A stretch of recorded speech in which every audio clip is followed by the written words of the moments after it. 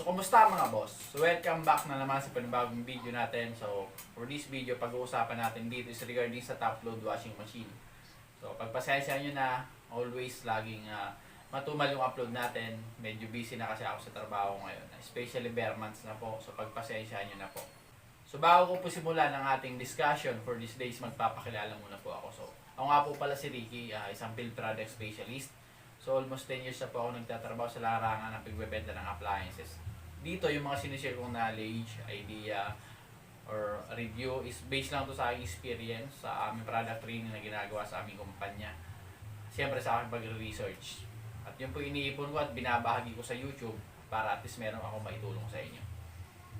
So hindi po ako professional, hindi po ako engineer. So minsan nagkakamali rin ako. Pagpasensyahan nyo na po. So correct me if I'm wrong pag may nababanggit na akong mali. Siyempre, bago natin simulan yung ating discussion, mag-i-intro muna ako. Ito na intro! Yun yung intro natin, di ba? Basic na basic. Yung last video, hindi ako nakapag-intro. So, direct to the point na po kagad tayo. So, dito, kaya ako ginawa yung video na to is, medyo marami kasi akong nare-receive na, mga complaint or nagpapatulong sa akin or ba't daw ganito yung ano nila, top load. So, itong discussion ko for this day is regarding to sa top load washing machine na fully automatic. Kasi minsan may mga customer ako talaga nagko-complain or kahit hindi ako customer minsan lumalapit sa akin or nagchat-chat na ba't daw ganito yung fully automatic ko. Akala daw nila sobrang powerful ng wash para hindi daw nalilinisan yung damit nila. Kasi nga sobrang hinang umikot ng mga top load washing machine. Actually, halos lahat ng brand kasi medyo mahina talaga yung ikot ng mga washing machine. Pero syempre, so disclaimer lang po so yung ina-explain ko dito is based lang to sa aking experience, di ba? Sa pag-research ko na rin. So, nasa sa inyo kung maniniwala po kayo, di ba po? So, yung direct to the point na agad tayo. So dito kasi, kaya yung iba nasasabi na mahinang umikot yung isang top load washing machine kasi nasanay sila doon sa ginagamit nilang twin tab before. Yung twin tab po meaning yung dalawahan. Yung may isang washer, may isang spin dryer lang po. Sa isang machine yung plastic. So kung doon kayo nang galing, or yun ang ginagamit nyo before, tapos nag-top load washing machine kayo, is talagang actually, mas malakas umikot yung mga basic na twin tab washing machine compare sa mga bagong fully automatic ngayon. Diba po? Kasi meron tayong explanation dyan. So, yung isang top load washing machine kasi, yung mga bago ngayon na fully automatic, is nagbe-base to sa laba dun sa chemical solution na tinatawag. In the other hand naman, yung isang twin tab na washing machine, yung dalawahan, is nagbe-base siya sa sa mechanical solution. So, explain ko po yan. So, unahin na natin yung mechanical solution. So, yung mechanical solution kasi, kaya sobrang bibilis ng mga lumang washing machine or yung twin tab na tinatawag. Even yung ngayon, may mga twin tab pa kasi. Talagang mabibilis umikot po yan. Talagang masasatisfy kayo. Kaya siya tinawag na mechanical kasi base siya sa lakas ng ikot niya. Powerful ng ikot niya. Ayun po yun. Kaya mas malakas talaga siya. So in the other hand, dito naman sa mga top load washing machine na fully automatic, kaya mahina talaga yung ikot niya kasi nagbe-base siya sa chemical solution. Meaning po ng chemical solution is nagbabase siya doon sa mga sabon na ginagamit, tapos sa tagal ng oras ng paglalaban niya. Diba po? Bakit po?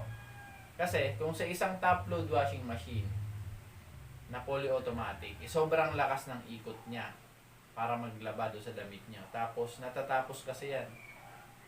Majority naka-default yan, naka 50 minutes or 1 hour in 15 minutes, 1 hour in 20 minutes. Sa isang program lang po yun. Ngayon, pag yung isang top load washing machine, sobrang lakas ng ikot ang paglalaba niya, tapos naglaba kayo ng 1 hour in 15 minutes, panigurado po yan, masisira po yung mga damit nyo, lalo kung cotton lang. Kasi nga, sobrang bilis ng ikot niya, tapos sobrang tagal niya pang maglaba. Kaya actually, hindi rin po nire-recommend or advisable sa isang top load washing machine ang sobrang lakas umikot. Kasi magsasuffer po yung mga damit niyo. Masisira po yan, panigurado po ako. Kasi sobrang tagal niyang maglaba, tapos sobrang powerful pa ng ikot niya. So masisira po yan, panigurado po ako. So hindi siya gentle po, di ba? Hindi siya gentle maglaba pag gagana. Oo nga, lakas ng ikot, pero masisira yung mga damit nyo, kawawa naman po. Tapos actually, hindi naman kailangan na sobrang lakas ng ikot ng isang washing machine. Kasi yung mga sinusuot natin, hindi naman po talaga nung karurumi usually. Di ba? Kaya yung sa top load washing machine kasi, gentle yung laban yan. Tapos yung isa naman, yung sa twin tab na dalawaan, kaya sobrang powerful ng ikot niyan. Kasi, base nga siya sa mechanical solution. So, meaning na ang mechanical solution, nagbabase siya sa powerful ng paglalaba niya. Pero, 15 minutes lang po naglalaba yun ng ganun. 15 minutes or 30 minutes, pinakamatagal ng 30 minutes sa mga ganyan eh. Di ba po? So, kaya powerful yung laban ng mga twin tab washing machine. Yung mga dati. Kasi nga, yung oras niya is limited lang. Di ba? Kasi kung yun kasi is sobrang powerful ng twin tab maglaba, tapos ginawa nilang 40 minutes or 1 hour yun. 1 hour and 15 minutes. Tapos sobrang lakas niya umikot. Panigurado po ako doon. Talagang masisira po yung damit niya. Lalo kung mga cotton lang talaga yun. Mga underwear lang.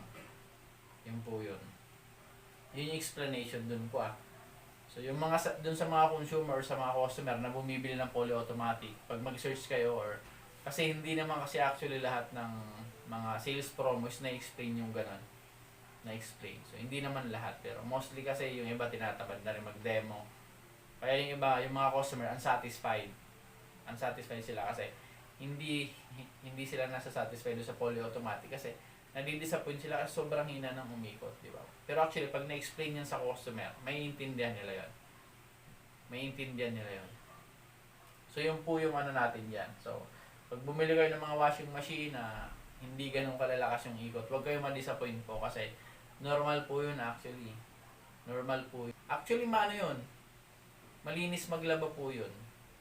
Kahit i-double check nyo. Kahit mahina siya umikot, tapos chinek nyo yung labahan nyo, malinis po yung kinalabasan nyo. Kasi nga, mas matagal siya naglalaba eh. Meaning kasi, na-absorb niya ng gusto yung chemical. Kaya chemical solution. Yung mga nilalagay nyo sa sabon or sunrocks yan. Or yung mga pampabango. Na-absorb niya nga. Kasi, although mahina yung ikot niya, pero sobrang tagal niya maglaba.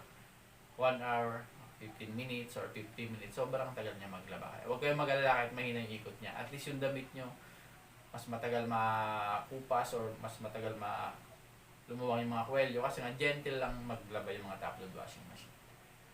So yun po yun. In the other hand naman, yung sa mga twin tab, yun mga powerful maglaba yun. Pero limited lang yung oras nun. Limited lang po.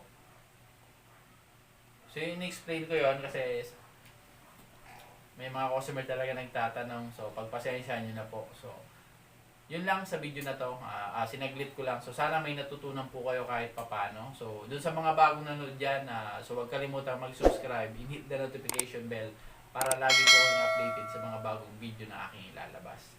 Tapos comment down below po kayo kung may request kayo, kung gusto ko yung ipa-demo or may tanong kayo sa mga appliances nyo. So halos lahat kasi ng appliances is hinahandle ko naman. So huwag kayo maya mag-comment down below. Gagawa natin ng sariling comment yan para ma-features kayo sa aking YouTube channel. So yun lamang po, maraming salamat. Peace.